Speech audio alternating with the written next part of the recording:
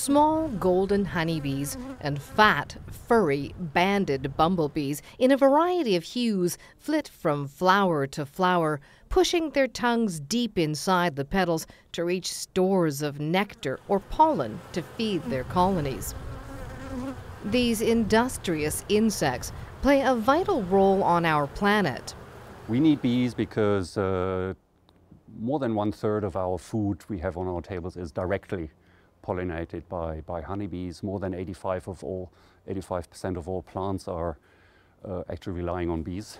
But bees are dying at a disturbing rate. What we've been seeing for the last 10 years is a pretty dramatic decline in bee numbers, bee colonies.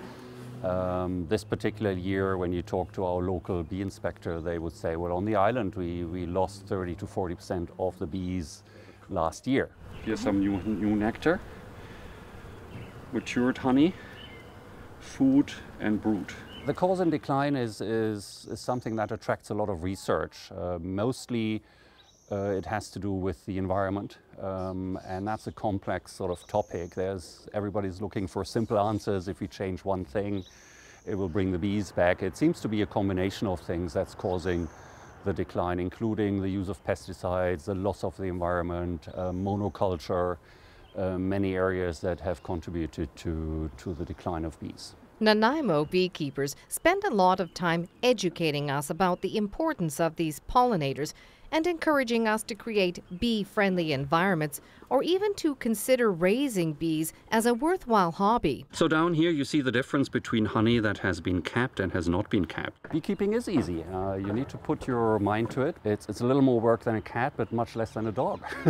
And that is because once you understand some of the basics of beekeeping, the bees will more or less do their own thing. They are an organism, they are a colony that will look after themselves.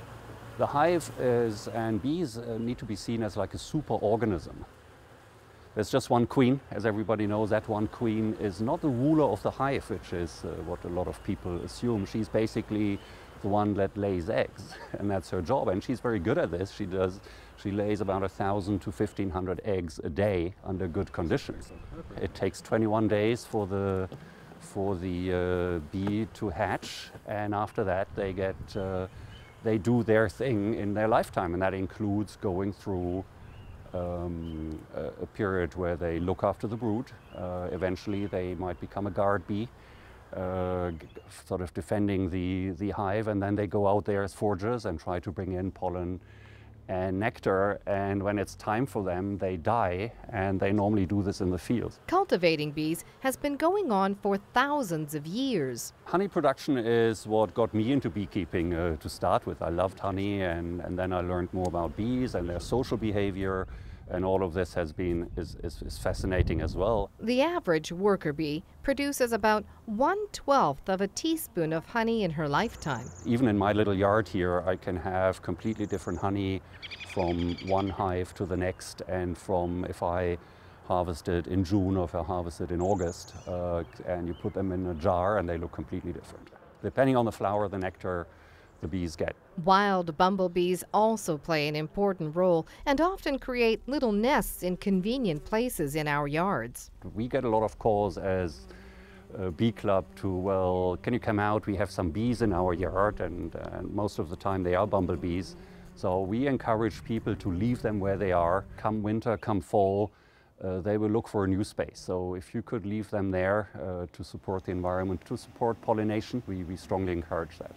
Being more aware of the state of our world bee populations and supporting our local beekeepers is good for the planet and inevitably good for us. For Go on Shaw TV, I'm Annette Lucas.